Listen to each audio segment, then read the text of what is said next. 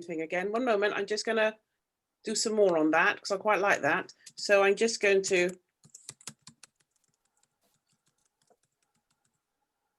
right. Okay, sorted. Good afternoon and welcome to the last day of FutureScape Virtual. Hopefully you've all managed to view some of the seminars this morning and from the other 2 days. And if you haven't already, you can register for the summit at 5:30 p.m. as well. But first, we are covering a really important topic today with our fantastic panelists. So can I just ask each of you to introduce yourselves, starting with you, Manoj? Hi everyone, Manoj Malde of Manoj Malde Garden Design, ex-fashion designer. I used to be in fashion for 18 years and then transferred over to garden design. Been practicing for approximately 9 years, eventually got round to creating my own garden at the Chelsea Flower Show in 2017.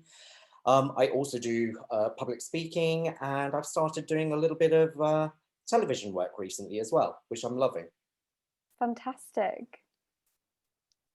Sarah, would you like to introduce yourself? Hi, sorry, I'm Sarah Jones Morris. I'm the director of Landsmith Associates in Bristol. I'm the fellow of the Landscape Institute. I'm also got a number of other titles. I've just got to remember all of them. I'm the co-chair of the Association of Collaborative Design, vice chair of the Landscape Institute Southwest, but I'm also lead Bristol Sound Walks, which has been going for about 3 years, about linking noise pollution with quiet spaces. Yeah, I think that's all of it. I'm sure there's others, but Claire, over to you. Hi, yeah, I'm Claire Vokins. I run a small company in London. It's Elizabeth Clare Gardening.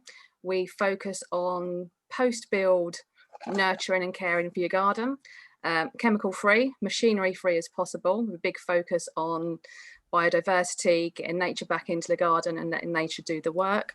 I'm also working with Sarah Wilson under Wilson Vokins, where we're bringing that kind of ethos into garden design. Trustee of Veterans Growth, which is a horticultural therapy charity, working with people who suffer with mental illness post being in the UK services. Lovely, thank you very much. And Jackie?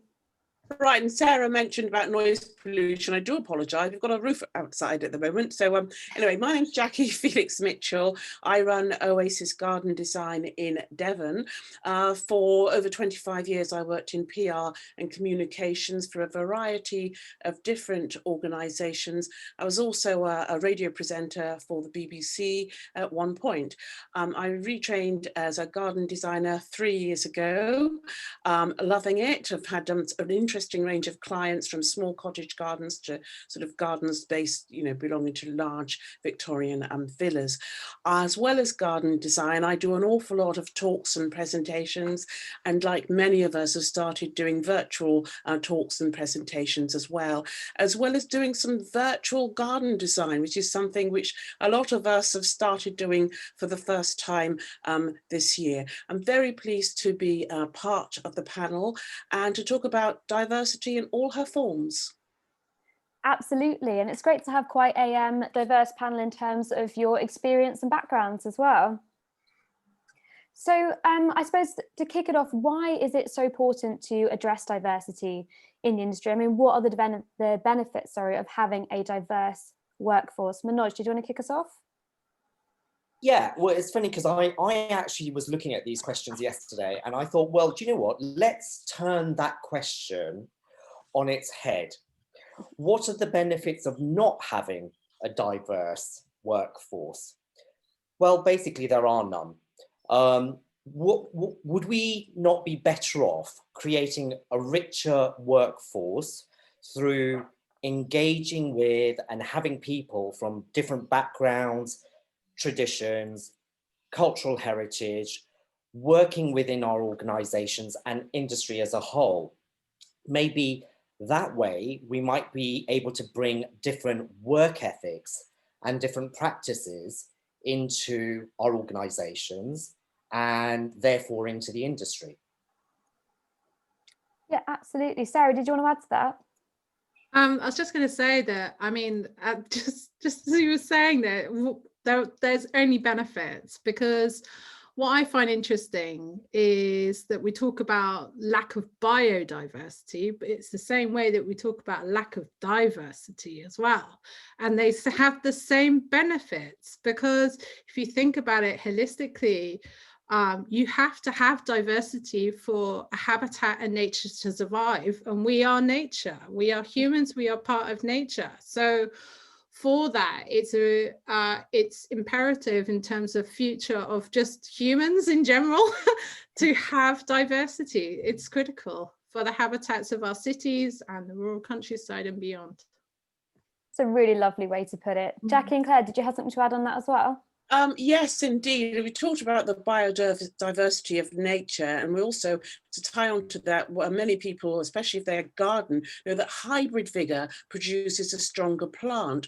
So if we compare, I don't know how many people are fans of The Crown, fabulous Netflix series where they talked about the fact that some of the cousins of Queen Elizabeth ended up in asylums, as they called them then, because of the state of their mental health, caused because of the inbreeding of that particular family. And the same with plants. If you inbreed, you're going to end up with problems. From a marketing point of view, which I've had a very long career in marketing, and I still do some marketing, PR and comms, I've got a few stats for us. Our population is about 68 million.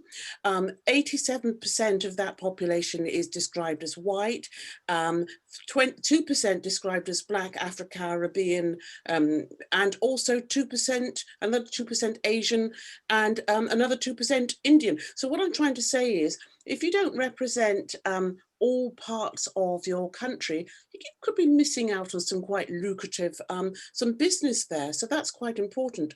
22% of our population are classed as being disabled. Now that came as a huge surprise to me. That's 14 million people. So if people are saying, well, I'm not really interested in designing for wheelchair users, for example, you could be missing out on quite a lot of people.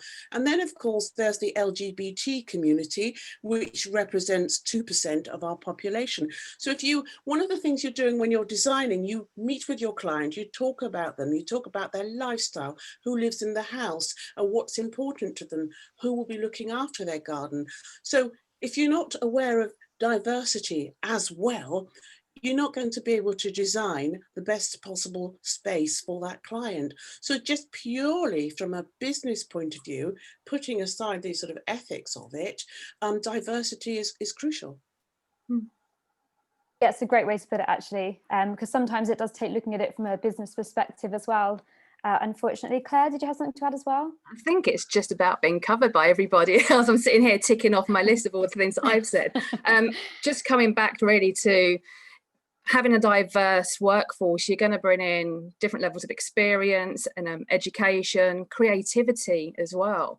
You know, I was approached to do a garden, not last year, year before, working with a culture that I've never worked with before. So I'm having to go and speak to, you know, the people that live there, learn about their culture, learn it from colours to plants to how they want to use their space in a way that we would never, or I would never have thought previously before. So by having that diversity within the workforce, you're then bringing all that experience in and having a wider knowledge base. Yeah, that's exactly it, isn't it? Yeah. So what, I mean, there are a lot of conflicting views around this next question. And I suppose it's hard to say what's the right answer and what isn't, but what has held the industry back from being progressive? You know, why is it not appealing, do you think, to those from diverse backgrounds? Manoj? Well, I think, first of all, it's, I take it down to lack of understanding of the different minority groups, but also lack of visibility. Let's not forget that we actually do have, be it a small amount of people within our industry, but we do have people from minority backgrounds working within the industry. But if you look at their visibility within the industry, they're not visible enough. And I think, you know, the industry has got to learn to make these people visible in order to be able to attract others to join our industry. But I also think that, you know, media has a lot to do with this as well. And I think they should really help within this. You know, I keep on harping on about, there's 3 publications within our industry, and I've been following 2 of them very, very closely for the past year. And when I look at those publications, I'm actually quite disappointed. I mean, I subscribe to those 2 that I'm following, and I'm quite disappointed because when I look at them, there is not one contributor who comes from an ethnic background or a minority group. There is not one person that is featured that comes from an ethnic background or a minority group. These magazines are very much about social class. You know, if you're a Belinda or a Tristan or a Lucy or a James, then yes, you'll be included. But if you're a Manoj Malde with dark skin, no, you won't. And is that right in this day and age? We're heading into 2021. Are we saying that it's only a certain class of people that have gardens and enjoy gardens and read garden magazines? I mean, that is an awful way of thinking. There are a lot of So I do believe that, you know, you know, media really does need to kind of analyze itself, look at the publications. I mean, I have to say that congratulations, and a huge congratulations, needs to go out to Gardener's World, both in its program and the publication, because quite frankly, they are the only team that have actually made headways with diversity, both through their program and the magazine. So a huge congratulations to them. And maybe the others can take a leaf out of their books. There's a lot of nodding heads when you talked about lack of visibility. So clearly there's a lot of agreement around the table. Claire, sorry, did you want to add to that? Yeah, I think I probably know the publications that Manoj is talking about, as we all do. But I think sometimes with the magazine media side of it, they want to sell their publications on beautiful pictures. And when we look at diversity within horticulture, I would say where I have my allotment, there is a large diversity of people at the allotment, but not so much in a grand country house. And the allotment's a little bit more messy and down to earth and doesn't create such a great picture as a big, beautiful country house does. And I think sometimes that comes into it. It's not an excuse. Trust me, I would love to see messy gardens and messy allotments and reality and real life in some of these publications. But the publications are also part of a larger group that people are members of. And that group and those members tend to be of a particular social class. And in order to keep money coming in to those businesses, there is a pandering to that social class. And we've seen it with the National Trust, where they have tried, National Trust have been brilliant. They have taken the bull by the horns and started to talk about where some of their stuff comes from, how it came into this country. And, you know, we use the word slavery and colonial, and they have really headed up that. And some of the kickback has been, well, I don't want to be a member of the National Trust anymore. I don't want this in my face. Well, this is what some of the other places should be doing. This is what the RHS maybe should be doing, is saying where we've got some of our plants from. Where have they really come from? What countries? How did it get to this country? And be honest about where we've got a lot of our information and our plants from, and put that in the magazines. But is there a fear of losing funding? If you're upsetting a majority of your subscribers by bringing an awkward, uncomfortable topic to the fore, are they expecting that maybe there's going to be some kind of backlash like the National Trust has had and lose money? And, you know, what's more important, the diversity and a little bit of honesty, or is it the money going into the coffers? Now, that might be a little bit controversial, but it's how it can come across. Can I come back in now and just remind people of the question, which is what has held the industry back from being progressive? Why is it not appealing to those from BAME backgrounds? And I'm going to, for instance, so I did do a few notes yesterday for myself, and I started off with the fact that everybody wants to see themselves reflected. So anyone who's ever had any interaction with a small baby, and you see that baby's reaction when it meets another baby, it's ecstatic. It can't believe there's someone else that looks like it. Now, Lenny Henry, years ago, when he first became a comedian, for people who remember him, one of his sketches was, look, look, look, there's a black person on the television. And the whole family, wherever they were, would rush into that room. Usually, well, they would have missed the black person on the telly by then, because it was usually a quick glimpse, and they'd rush in to see. And my family, and certainly every other black family that I knew, we laughed our heads off, because that's exactly what we did. If you were even on the loo, you think, I've got to hurry up, I'm going to miss the fact that this black person on the television. Now, I'm going to do a quick quote from Kamala Harris, who's the Vice President-elect of the US. And it goes like this. Every little girl tonight sees that this is a country of possibilities. And to the children of this country, regardless of your gender, our country has sent you a clear message. Dream with ambition, lead with conviction, and see yourselves in a way that others may not, simply because they have not seen it before. But no, we will applaud you every step of the way. So succinctly, what she's saying is, do it. We all need someone to look like us to encourage us. With regard to garden designs, Claire's mentioned about allotments, but if there's I'm going to drop an Instagram account, Hill House Vintage, it's called. And if anyone knows there who's listening, Hill House Vintage, that's all I'm going to say about that Instagram. Have a look, and you will see that the black middle class is rising, it's kicking, it exists. And there are the visibility. I don't want to stray on to the questions about media here, but as Manoj said, there are already a smattering of people who, you know, it's not difficult. There's low-hanging fruit. There's Juliet Sargent, there's Manoj here, there's James Wong, there's Mr. Cleve himself. There are lots of people. There's Arit, there's Flo the gardener. There are lots of people who already exist that can be given coverage in the grand magazines, you know, from time to time, to have that representation. Yeah, really interesting there, Jackie. Sarah, did you want to follow up on that one?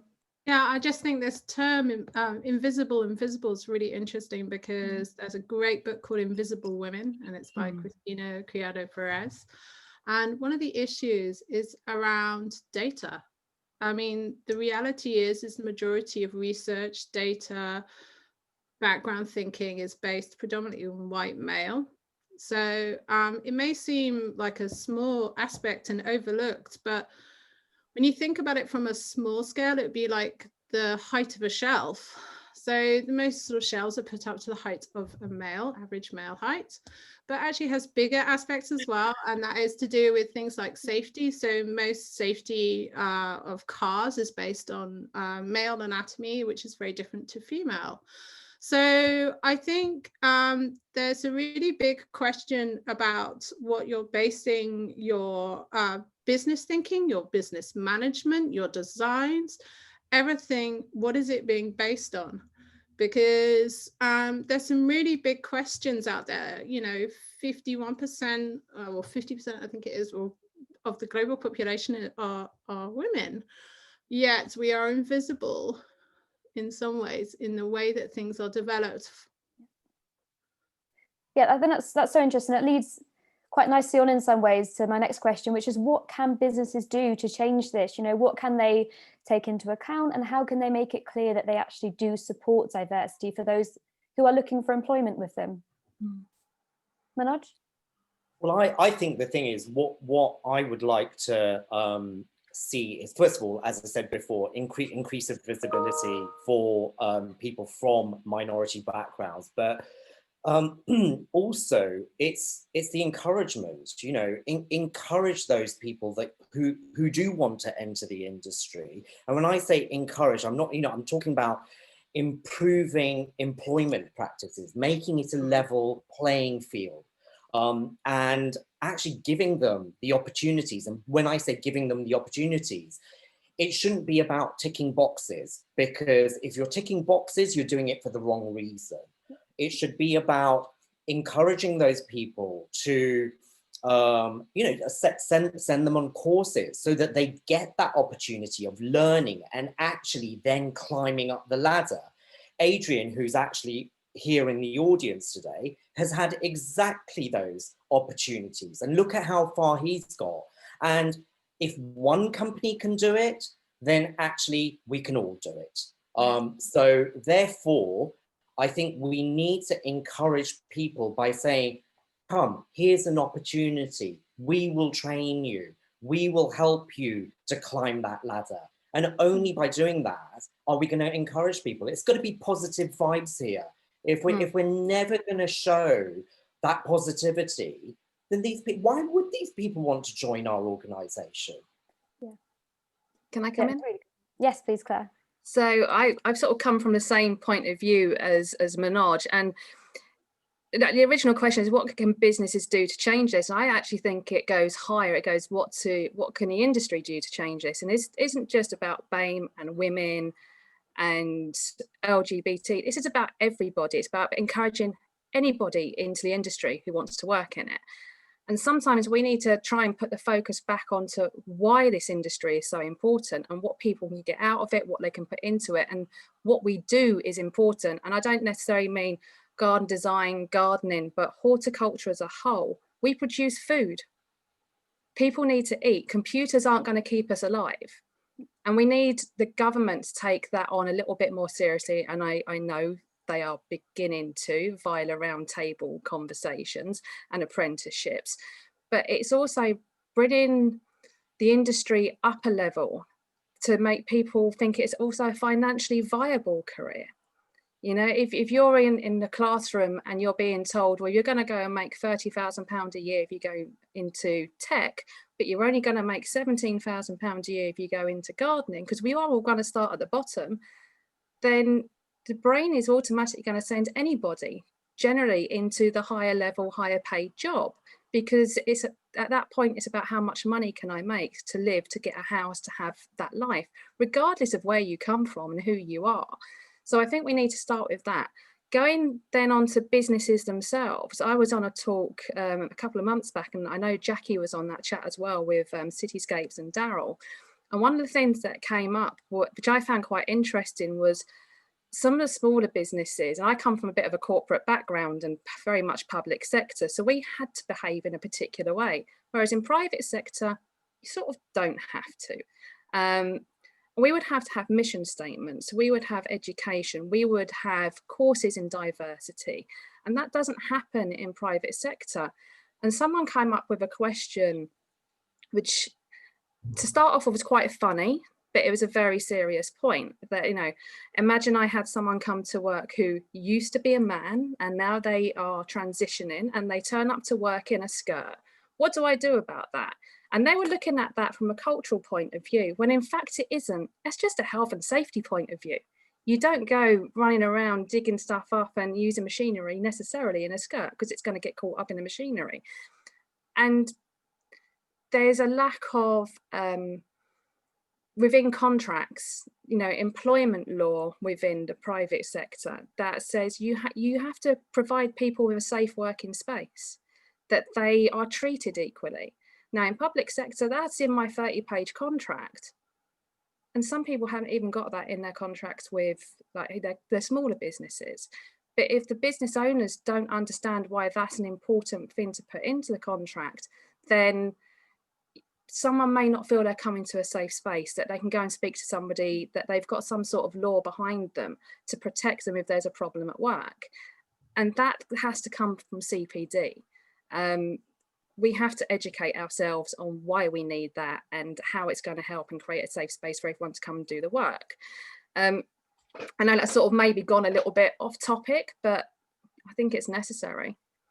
Can I follow on from what Claire said? There's a very good point about policy documents, if you like. When I worked in PR, we'd have lots of different facets to it, because there would be pharmaceutical PR on comms, there would be the public sector aspect, there would be the private sector, there would be the financial sector, and all of those different groups had their own little mini networks within that group so that they could meet and share best practice and then bring it back to the table to share with the whole group. So the whole thing, you know, and the same thing with sort of groups for, say, Black minority ethnic groups, or disability groups, or LGBT groups. It's not about groups going off into their own little corner. It's about them growing in confidence within a safe space, if you want to call it that, and then bringing it back to the table, so that what you want to do with those groups is to make them redundant almost, so that these aspects of awareness become parts of the whole. And then by doing that,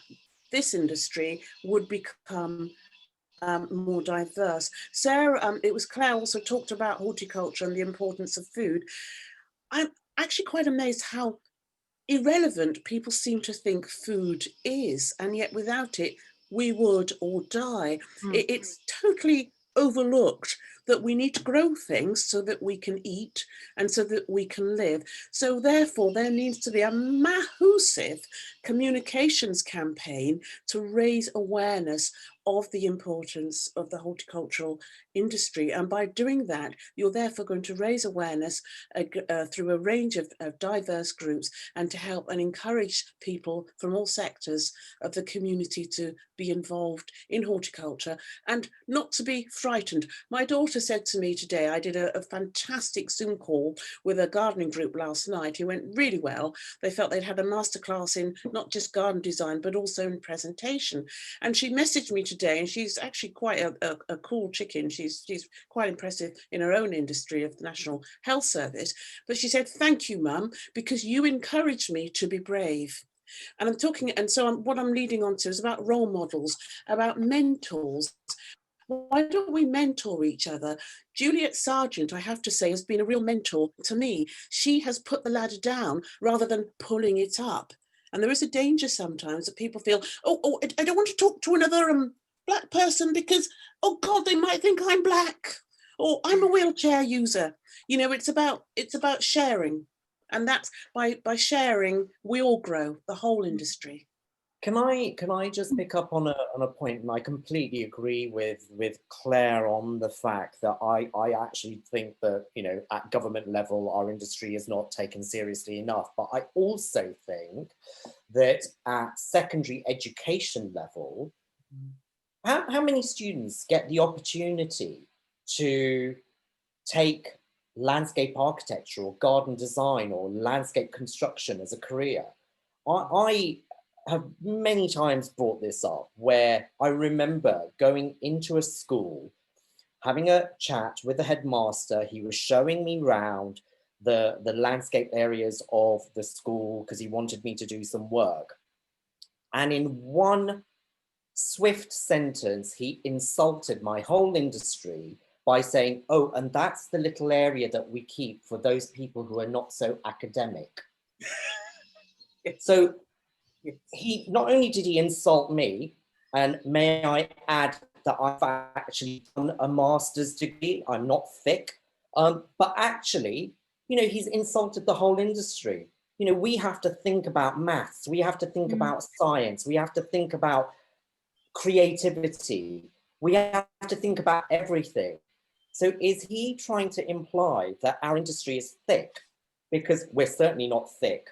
And you know, if that is the way that our industry is thought about at secondary education level, what hope do we have of attracting young people into our industry? We have to show unique STEM subjects, definitely. Yes, exactly. And you know, how many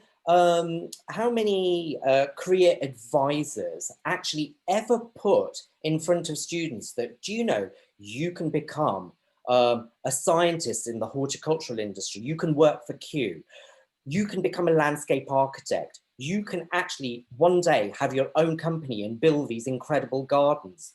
You know, you can join the food and agricultural industry. When do we ever hear of that happening in secondary education? There is a I was just going to say to those watching that if you have questions for the panelists on any of this, please do pop them on the FutureScape website and we can come back to them once we've covered the assigned topics. Sorry, Sarah, you were going to carry on after that. I was just going to say was that just touching on 2 points is, first of all, I think trust and accountability is really, really crucial in all discussions when you're talking about diversity. If you don't feel that you can trust people you're working with, then you're less likely to feel that you're included within the dialogue. Mm. And if you don't feel that your actions or actions of others are accountable, that links to that trust. I think language is really, really crucial. Although the English language doesn't have female-male gender associations, the research they found was that when you said the word designer, it was automatically presumed white male. So, you know, we do have some really crucial points about sort of like associations of words and role models. And I think the other thing just to be aware was just touching on the point about secondary school education is that we sponsor, I say we, the Landscape Institute Southwest and the LI sponsor a couple of programs at the moment, which is one of them is called Shape My City in Bristol. And that's geared towards people from diverse backgrounds from the age 16 to 19. What we do is we work at the Architecture Centre in Bristol, and what we do is showcase different types of professions within the built environment industry, including landscape architecture. And we've had some really, really great responses, and we've had quite a few people go into the landscape architecture profession from that. So there are small things happening, but it's not enough. And I think the mentoring thing, I know the LI are looking into that, because as a profession, we need to reflect the society that we live in, and that isn't the case at the moment. Claire, I know you wanted to add to that. I was going to say 2 things. I mean, going back to the secondary education thing, I bulk that in with government, because if the government finds that we're important, then they will fund us more. And then that trickles down. There was a lovely consultation, beginning of the year, went on for some months, that they've now set up a GCSE for natural history, I think it is. And I know I retweeted it a lot, because we were able to get involved in what should be within that GCSE, and that includes things like botany, flora, fauna, all that kind of thing, and promoting STEM within the horticulture industry. As you know, we need it. We need to run businesses. We need a business head. We need maths. We need science. But also, what we can do as businesses ourselves within the industry is get involved a little bit more, maybe with things like Barley Go Landscape, where you've got people and ambassadors for the landscape industry going out and speaking to schools. Now, we need to sort of re-educate the schools a little bit, because it's not about those who aren't doing well at school, which has been a thing that's come up a few times, that they're the people that get sent to talk to us at the careers fairs. But making it a viable option as an industry. I'm just going to put it back to businesses, to ask, you know, whether there should be a positive discrimination policy which businesses have in place to, you know, ensure that they're, I mean, you mentioned earlier about not having tick boxes. Is that a tick box? It is. I don't believe it. No, exactly, Claire. I agree with you. I would prefer the industry to start off in positive ways of making changes rather than creating discrimination policies, because I think sometimes they can do more harm than good by doing that. People can then look for reasons to actually take a company to a tribunal, and then that creates animosity. Rather than encouraging that sort of behavior, I would rather see the organizations and our industry as a whole actually act in a much more positive and encouraging manner. I don't think these policies do any good. No. It's as basic as when you're getting CVs sent in for jobs. A lot of companies now are going through the process of removing name, age, sex, gender, ethnicity from the CV information. So you're assessing people based solely on their skill, education, and experience. Just, you know, and I think we should all be doing that, because you're then not coming up with your unconscious bias based on somebody's name as to what their experience may or may not be. You're just basing it on that that information. I don't know if any gardening businesses actually do that or not, but I think it's something that should be encouraged, and it's probably one of the easiest, least costly things we can do to make sure we're actually got a level playing field when people are applying for jobs within the industry. I just add to that though, but you can do all that and then get to your interview stage, and immediately all of us have preconceived ideas of other people, particularly if we've never come into contact with them in real life.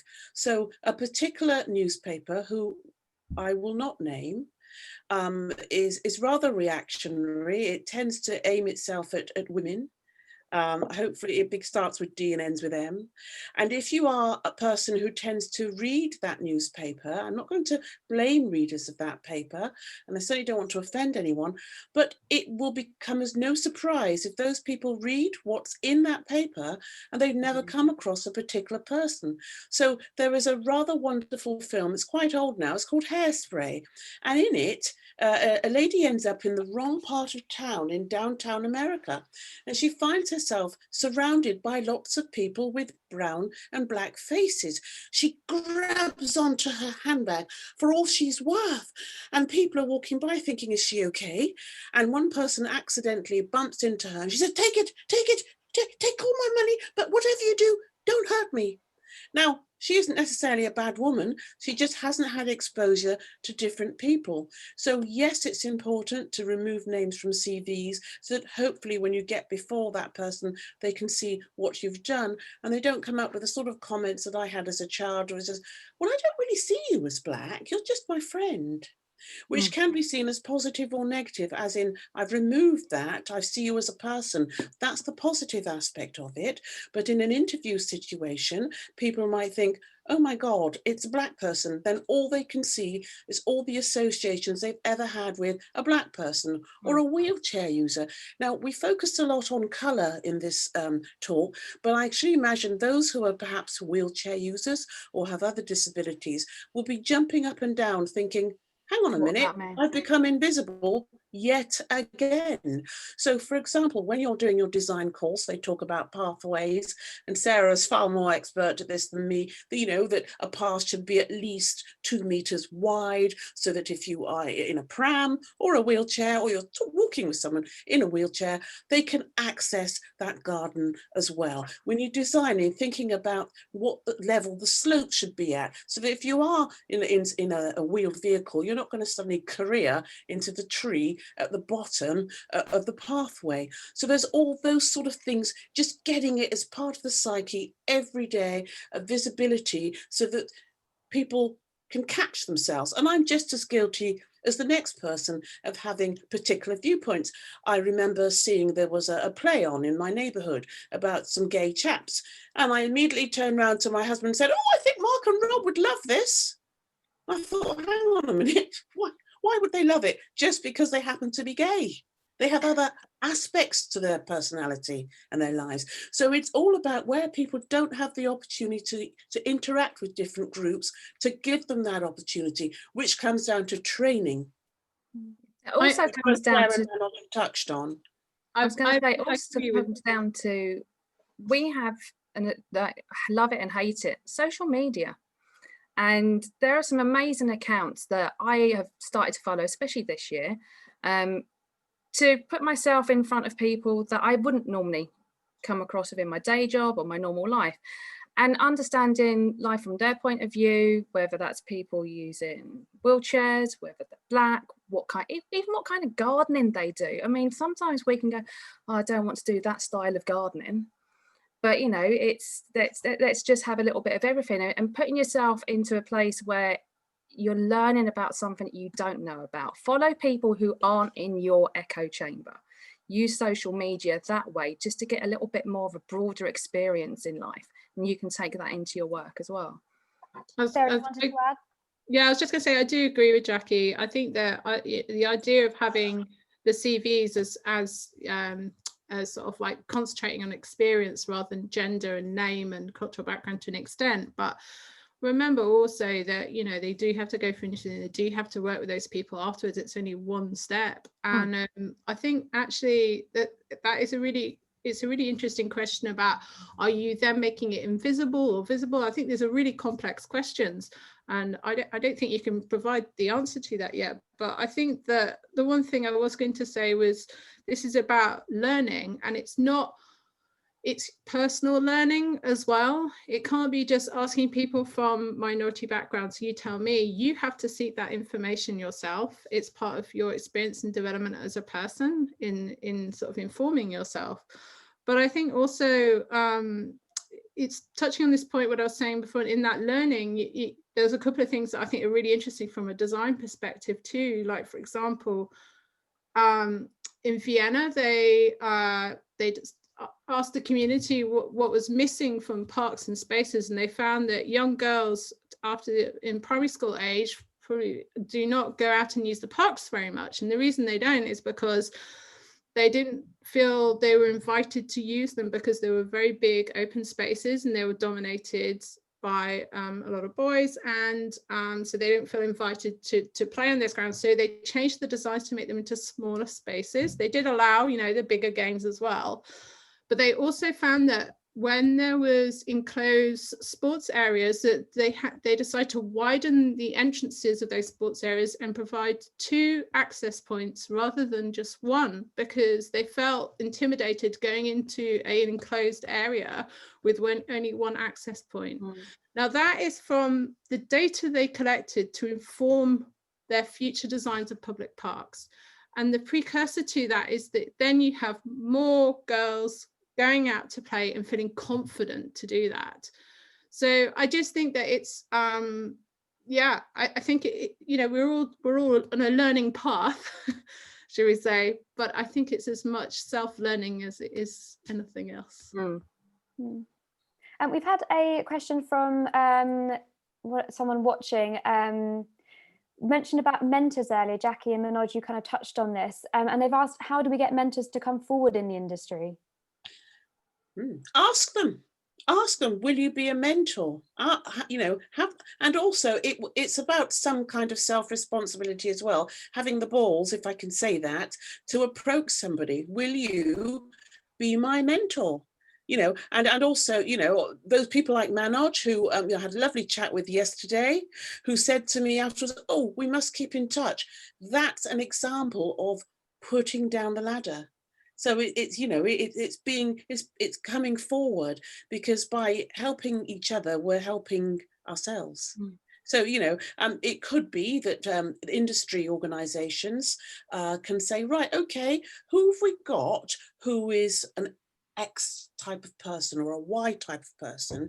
Will those people be happy to be on a list, to be publicly recognized as such, so that if people want to come forward to talk to them, or to be mentored by them, or to go on work on one of their projects, that they are identified, they are made visible if they wish. And the other thing is, Jacquie, in some respects, look, let's face it, our industry is not a bad industry. I would say nobody is actually deliberately going out of their way to be non-diverse. We're all approachable, and actually people are friendly in the industry. So the best way to do it is to ask. If you feel that somebody would make a good mentor for you, approach them, because, I'm sure they'd be delighted. When I remember I wanted to go and work on Chris Beardshaw's garden when he was doing his garden at the Chelsea Flower Show. And I literally did exactly that. I said, can I come and work on your garden? And he said, yeah, by all means. And I had an amazing time and a huge learning curve for me. But that's how you do it. And let's remember something, that, it's not about always other people approaching you. If you want to break down these barriers, you've got to help yourself as well. Approach people, get involved, be visible to them as well. And that way, both sides will come together and we will break these barriers down. it has to be work from both sides. And it's about following on from that, Manoj. It's about, I've got a phrase, it's called be the change you want to see. So I'm a WI member and people think, oh, WI, jam, Jerusalem, cakes, white middle class woman of a certain age. Not necessarily. You can go in and you be the change that you want to see. Go out there and do it. If you like something, go and do it. I'm not trying to make things simplistic. We know that there's discrimination of all kinds. It is improving, I do believe. But what alternative does someone like me have? Am I going to go in a corner and cry because I was in a large supermarket the other day and the lady was incredibly rude to me and she was so nice to the woman before? So I put in my complaint. I probably won't be going to that supermarket again, not for a while anyway. But then you pick yourself up and you think, sod you, I'm going to do this, excuse my language, but you think just be the change you want to see. It is more difficult. It is easier for the Philadas and the Jemimas and the Tristans. It is. And if you are Catherine, Princess of Duchess of Cambridge, yes, you can decide, I think I'd like to design a garden and go off and do it. In her defense, having sounded so cryptic, it's well known that people with an artistic bend can often make good designers, but then so can people who are more scientific, because as Manoj said before, you've got to be able to measure things, don't you? You have to be, there's more to it than it looking pretty. So it's about just having the gumption and just going out there. And yes, we are going to get kicked in the face more often than others, but you just have to keep trying. And I can imagine the frustration of a wheelchair user who wants to be a designer being told, wow, I don't think, how are you going to lift this stuff? Guess what? Somebody else can do that bit. You don't need to be able to walk to sit in front of a drawing board or a computer. I think the LI is doing a mentor program as part of their equality and inclusion program, as far as I understand. But the mentoring aspect's really interesting because outside of the landscape industry, having separate mentoring organisations, particularly for women and diverse backgrounds, are actually that there are lots of them that you can contact. I think it's important also to look beyond the landscape industry for those mentors, because although it's it is such a narrow industry in some ways, and I think I can't remember, they're based in Bristol. I think they're called Barbassa, and they're sort of business mentors, and they're particularly for people from Black and ethnic minority backgrounds, and they're a really big organisation, but they are set up specifically for mentoring. And there's another organisation, I think they're also based in Bristol, but I'm not sure, called Be On Board, and that's about seeking out people who are trustees for charities, etc. as well, but they also have a side to mentoring too. So I think there is that sort of aspect of seeking out mentors, but I think also it's important for people to know that there are organisations and there are actions in place about creating people to be approached, to be mentors to. Nina, can I ask you, will you collate some of this information afterwards so anyone listening to this can have that information that they can follow up anything that they'd like to pursue afterwards, perhaps? Yeah, also this chat will be available for another 12 months too. So anyone who does want to go back on it, listen to any of it. Also, if there are any links you wanted to put in the chat, I think it will still be live even after the talk is complete. So please do, and like I say, let people know that this will still be available 12 months from now if they did want to pick up on any of these resources. Can I just point out something as well? We're talking about people coming forward as mentors, but nobody has to. Nobody has to. One of the things that I've heard a lot this year is, it's not my job to teach you how to not be racist. It's not my job to teach you how to work with people with disabilities. It's your responsibility, your personal responsibility, to go out and find that information yourself. And I think we need to be really aware that we're not putting pressure on anybody within the industry or any industry to come forward and present themselves as a mentor, because it's not their responsibility to have to help out. It's our responsibility to find that information ourselves as well. Yeah, absolutely. Can I touch upon just going back to the RHS, because I actually had a very interesting chat with Glenn, who is now the diversity manager. Oh, we've got a name now. He's yes. So Glenn is a lovely chap. I think he will make some really, really positive headways. I had a really long chat with him yesterday, and there's some great stuff happening actually behind the doors at the RHS, which are coming to the fore. You know, they are, well, first of all, the fact that they've actually engaged a diversity manager says a lot. And they do realize that they've got a long way to go. But, you know, the RHS does a hell of a lot of work in the community as well. I think what happens is that when the RHS is mentioned, everyone thinks about the RHS shows and gardens like Wisley and Hyde Hall and Rosemore, but actually nobody actually realizes that the amount of important work that the RHS actually does in the community as well, and supports minority groups and supports small communities and things like that. They obviously also run the Go Planet, Green Planet scheme for children in schools as well, which is fantastic. I was a mentor on that last year, and that was fantastic. And the amount of kids from minority backgrounds who took part in that was absolutely fantastic to see. And now having that many kids from minority backgrounds coming in and taking part in that makes you think, well, actually they are interested. So we now need to learn to nurture and capture that. So that was brilliant.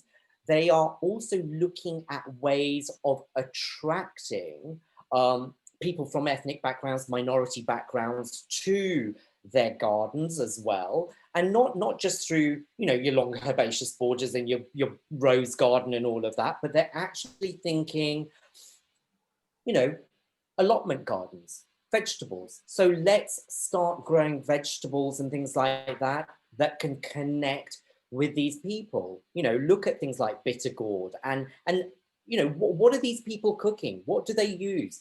So they are trying to look at all of that and talking to local communities as well to attract these people into these gardens. By doing that, hopefully they will then actually expand out into those gardens and take more of an interest in joining the industry as well. So there's lots of positive things happening. And going back to, you know, the fact that me as a person, you know, I'm from an ethnic background, Indian ancestry, born in Kenya, but I graduated from my design course. I always wanted to do a garden at Chelsea. I didn't wait for somebody to say, oh, come, you know, join the industry, come and do a garden at Chelsea. I just did it. I submitted, took the chance, it got selected, created a garden at Chelsea. That only happened because I put myself forward. So again, coming back to that, is it's not about waiting for other people to invite you. It's also about taking part. Yeah, absolutely. We've got about 15 minutes before we'll be brutally cut off. So I'll try and incorporate as much as possible that we can cover. So it seems as though could be completely wrong, but the designers and landscape architects are addressing the issue. They seem to be more diverse, and perhaps landscapers and grounds maintenance companies not so much. And this isn't just BAME, this is also gender, you know, incorporating all diversity within this. I mean, what are your thoughts on that, and how can we encourage all sectors of the industry to embrace it? Can I kick off with that? I'd like to question the assumption that garden designers, etc., are already au fait with this. I don't think they are. It's not correct at all. If we see what's reflected in the media, one continues to get that impression that black people are allotmenteers and the white middle class have posh gardens. I don't think it's as simplistic as that anymore. We are in the year 2020.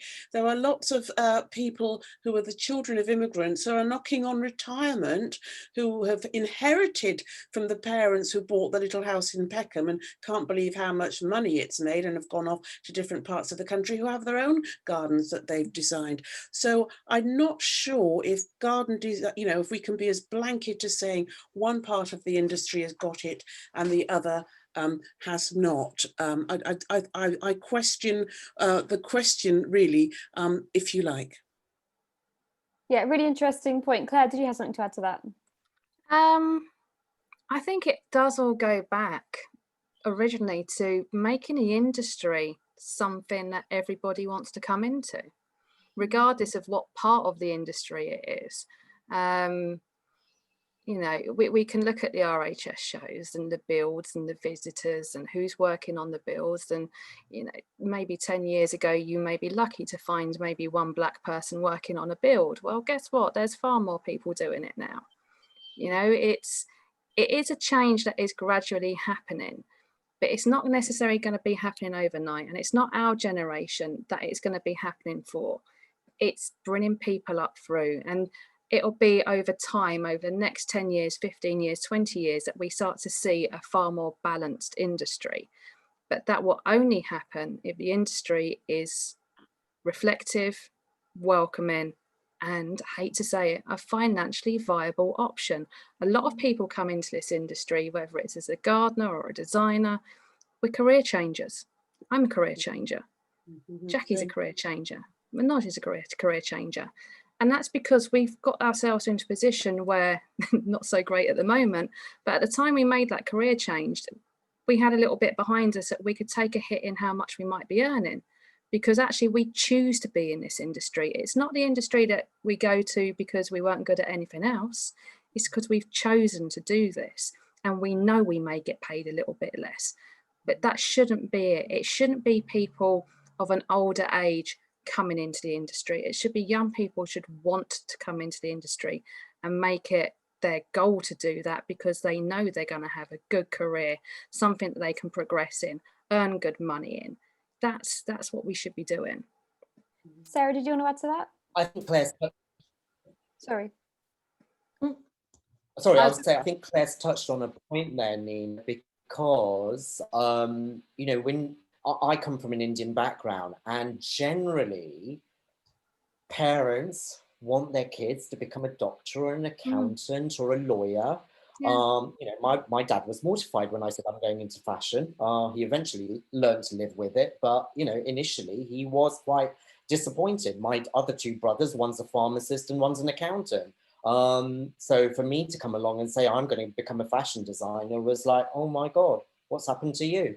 You know, so they, you know, basically the reason being is that they want their kids to go into careers where they know that they're going to make enough money to be able to then buy their own house, support their own family, etc. Stable and secure. Yeah. But things are beginning to change, because, you know, the younger generations don't necessarily want to become accountants and lawyers. I'm not saying all of them, but some of them don't want to do that. They do want to go into creative fields. You know, I was talking to Glenn yesterday and I said, you know, it's amazing.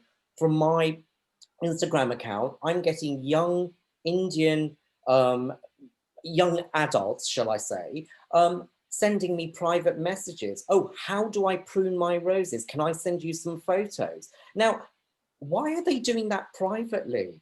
Because first of all, the interest is there. So they are interested in horticulture. They are interested in their gardens.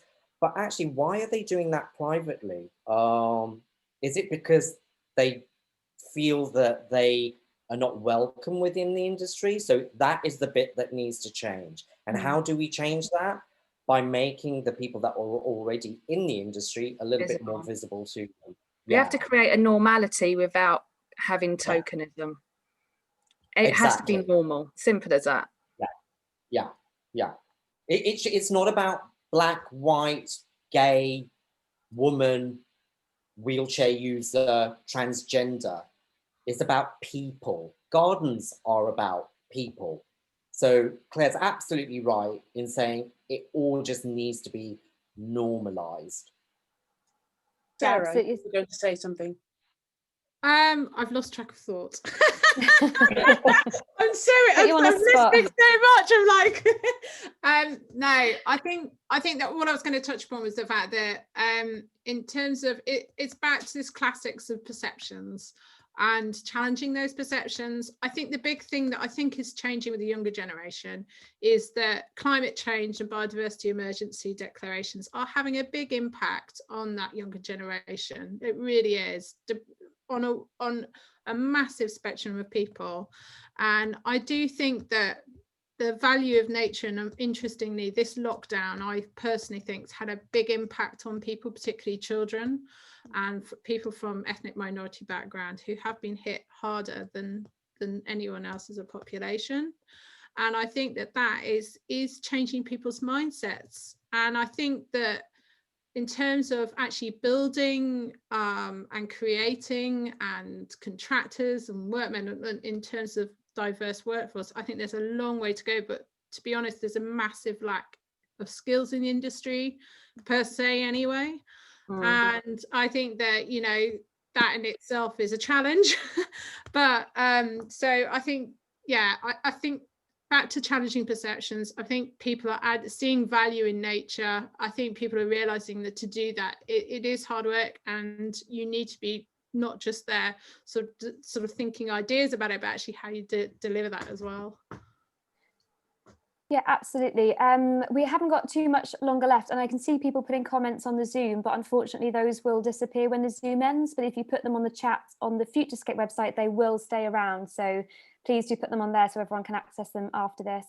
The last question to cover then is, do you think highlighting successful people from diverse backgrounds is part of the solution? You sort of touched on this earlier about media, and I think it's a really important point to cover. Jackie, did you want to kick us off with that one?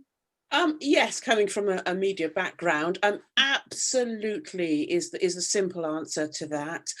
You want to make sure that people are visible in all the different media channels, you know, because lots of people from diverse groups do garden or do, you know, fix their gardens, or other people. So it's absolutely key that all sections of the media are on board with this and to represent people. So, you know, what have we got? A 12% Black minority ethnic population. I've talked about the 22% disabled population, and the 2%, it's more than that actually, 10% LGBT. So people have to be represented.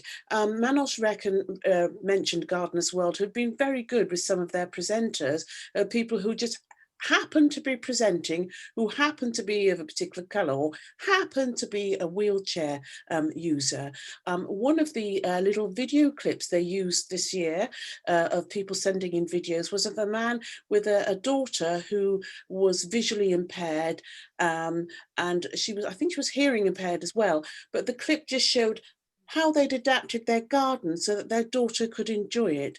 And it was just happened. And here's a clip from so-and-so. So it just becomes part of business. So yes, it's absolutely vital that the media, and I do hope we've got some media on board listening to this conversation and taking part in FutureScape this year, that they do pick up on that and represent the whole of Britain. Yeah, Manoj, did you want to come back on as well? I know you had a few thoughts around it as well. Yeah, I mean, I just think visibility is really, really important. You know, I do think that those people that are from minority backgrounds in the industry do need to be made more visible for us to actually stand a chance to actually attract more people into the industry. And I do think that media does have a huge role to play in this. You know, one of the things that, I don't know if any of you remember, but when Edward became the first Black male chief editor of UK Vogue, and he decided he was going to just use Black models, Black contributors, and features on Black celebrities, there was an absolute outcry. Why is he allowed to do this? But actually, when you think about it, what are these other magazines doing? They've been doing exactly the same in the opposite way. Yeah. And yet there's never been an outcry about that. No. You know, I think it sort of goes back to the Sainsbury's advert, doesn't it? Yeah. That was And really brilliant. Claire, I agree with you in terms of the funding aspects of it, and people kind of saying, oh, you know, I don't want to read this and what have you, and I don't want to be and I part think of this. that But the most recent Sainsbury's advert, which has created a very big hubbub, is people being annoyed that a whole black family was featured and where's the white people, etc., etc., and it's not representative of the UK. But we were all happy to have Argos aliens a few years ago, and no one worried about that. Yeah. So it's, you know, just Yeah, and you know, Kevin, I think that even by featuring, say, you know, a writer who's from a minority background, what's wrong in that? You know, surely that's not going to affect your funding. So I do think that media does have an enormous role to play within our industry. Absolutely do. And can I just quickly come in on that and say, just turn it on its head. So all those who are listening who feel they're from a diverse background, get yourself a masterclass in communications. And if you want some help, I'm more than happy to put myself out there. You can find me through oasisgardendesign.co.uk. I'm more than happy to help people to find out, how can I make myself more visible? You know, because there is something about our own responsibility as well. So if people do that, they might think, oh, I haven't got time for that. I just want to get on with my design, which we all want to do that. We all want to get on with our gardening design or landscaping, but sometimes we sort of have to help ourselves as well. So in that way, you'll get more business. It's all about business at the end of the day. Yeah, I think we're going to get kicked off in about 1 minute. Sarah, did you have something quickly to add as well? Sorry. Oh no, I agree with most of these points. Although I'm going to say personally, I don't watch any gardening programs. Neither do I. And I understand about the aspect of media to a point, but way people watch television and listen to the radio and get information now is very, very different to how it was when I was growing up. But I think just personally from friends and from my experience of speaking to other people, sort of emerging landscape architects, etc., about who they see as role models and who do they see they aspire to. I think that is changing massively, and media does play a part. Oh my God, it does play a very strong part to an extent, but it's not traditionally what I think in my head of media or of TV, etc. So, but that's my personal experience that I'm coming from here. And also the landscape industry, as in landscape architecture as well, I think there are some differences there as well about the fact that it is more commercial based, and that the sort of in a bigger scale of things, and there are differences, but in terms of who we need, in terms of to present and see what is just normal, this isn't, you know, there are differences there, and you have to embody those differences and be part of your thinking, your ideas and your design and the way you run your business and the way you influence things in the future, definitely. But I think I don't personally think, that's only from my own experience, as I say, is that I wouldn't overemphasize on media too much as being the main focus personally, but that's just my experience. Thank you so much to all of you for discussing this. I encourage people to share links, share knowledge, share information, whether it's via FutureScape on our chat platform or through Twitter. Please do tag us in it so we can share it as well if you have any further thoughts and further questions for our panelists. So fingers crossed they'll be willing to answer them as well. Thank you so much, and I hope you enjoyed it as much as I did. Thank you. Yeah. Thank you. Thank you very much.